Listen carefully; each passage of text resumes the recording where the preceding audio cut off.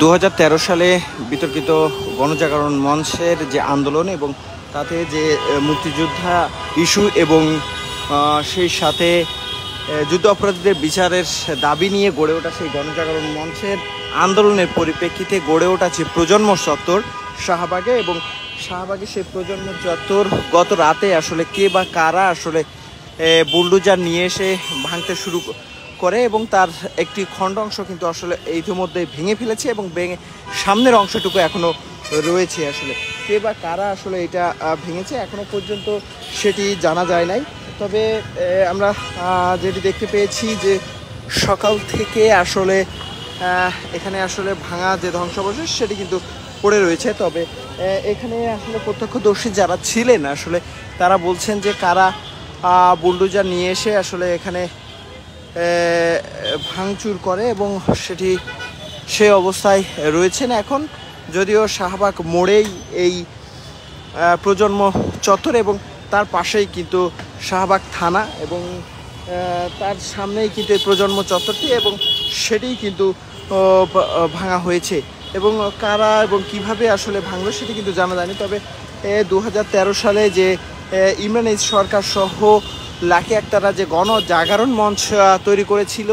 যেটা নিয়ে নানান মহলে তর্ক বিতর্ক রয়েছে এবং সেই গণজাগরণ মঞ্চ আসলে একটি মব সৃষ্টি করে যে আইন পরিবর্তন করা হয়েছিল সেই জিনিসটি কিন্তু অনেকের মধ্যে রয়েছে এবং সেই পরিপ্রেক্ষিতে সেই সময় আসলে আওয়ামী লীগ সরকার কিন্তু এই গণজাগরণ মঞ্চের পরিপ্রেক্ষিতে কিন্তু এই প্রজন্ম চত্বরটি আসলে তৈরি করেছিলেন এবং সেই চত্বর আসলে ভেঙে ফেলা হচ্ছে এটি আমরা দেখতে পেয়েছি। এখনো পর্যন্ত আসলে নির্ধারিত কোনো কর্তৃপক্ষের পক্ষ থেকে আসলে কোনো ধরনের তথ্য কিন্তু এখনো পাওয়া যায় নাই আসলে কারা কী কারণে আসলে এই প্রজন্ম চত্বরটি ভেঙে ফেলা হচ্ছে, কিন্তু বিভিন্ন মহল থেকে বিভিন্ন ধরনের কথা কিন্তু আসলে শোনা যাচ্ছে আসলে এটি নিয়ে।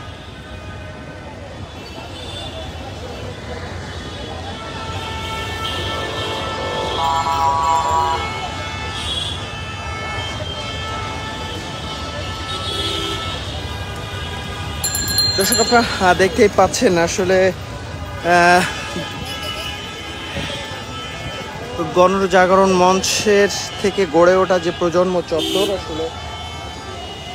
যেটিকে আসলে 2013 সালের সেই আন্দোলন যেটি গড়ে তুলেছিলেন ইমরান সরকার লাকি আক্তাররা, সেই আন্দোলনের পরিপ্রেক্ষিতেই কিন্তু এই প্রজন্ম চত্বর আসলে তৈরি হয়েছিল, যেটি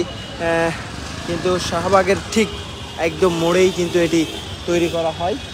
এবং এই স্থাপনাটি কিন্তু সেই 13 সাল থেকে এই যাবৎকাল পর্যন্ত রয়েছে এবং এখানে আমরা জানি যে এই শাহবাগ চত্বরের মাঝেই কিন্তু এই প্রজন্ম চত্বর এবং তার ঠিক পাশে অপোজিট পাশেই কিন্তু শাহবাগ থানা রয়েছে।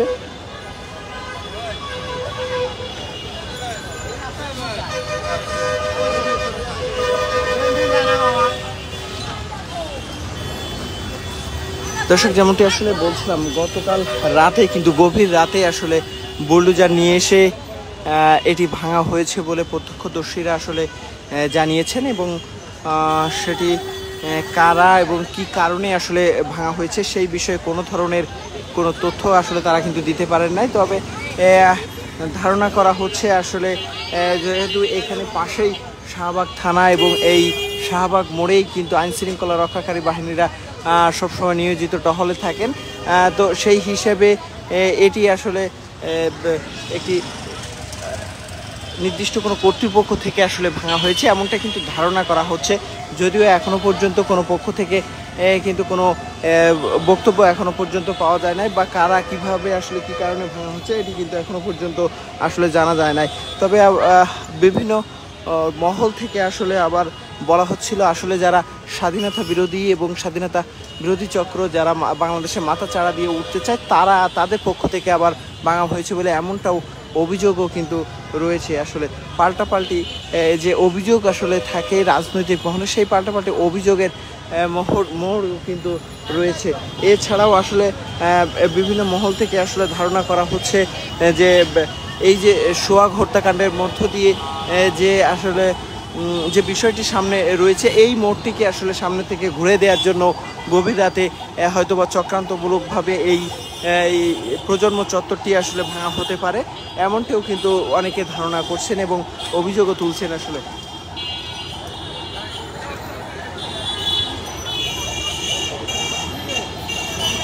তো দর্শক, যেমনটি আসলে বলছিলাম, 2013 সালে গণজাগরণ মঞ্চের আন্দোলনের পরিপ্রেক্ষিতে কিন্তু গড়ে ওঠা এই প্রজন্ম চত্বর, সেই প্রজন্ম চত্বরে যে স্থাপত্য যেটা ছিলেন আসলে যে ভাস্কর্যটি নির্মাণ করা হয়েছিল, সেটি কিন্তু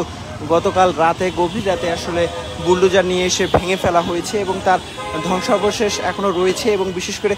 পিছনের সাইডটা কিন্তু ভেঙে ফেলা হয়েছে এবং সামনের সাইডটা রয়েছে। এবং এটি কিন্তু আপনারা জানেন শাহবাগের একদম মাঝ বরাবর এটি কিন্তু অবস্থিত এবং তার পাশেই কিন্তু আমরা জানি যে শাহবাগ থানা রয়েছে এবং তার সামনেই কিন্তু এটি, এবং সেটি কিন্তু ভেঙে ফেলা হচ্ছে। এক পর্যায়ে অর্ধেক আসলে ভেঙে ফেলা হয়েছে এবং ঠিক ধ্বংসাবশেষটা আসলে রয়েছে। তো দর্শক, শাহবাগের ঠিক চত্বর থেকে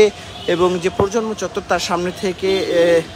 সবশেষ তথ্য নিয়ে আপনাদেরকে জানানোর চেষ্টা করছিলাম। এই ছিল সবশেষ তথ্য। এই বিষয় নিয়ে আপনাদের সঙ্গে আবারও হয়তো যুক্ত হব। সেই পর্যন্ত সবাই ভালো থাকবেন, সুস্থ থাকবেন।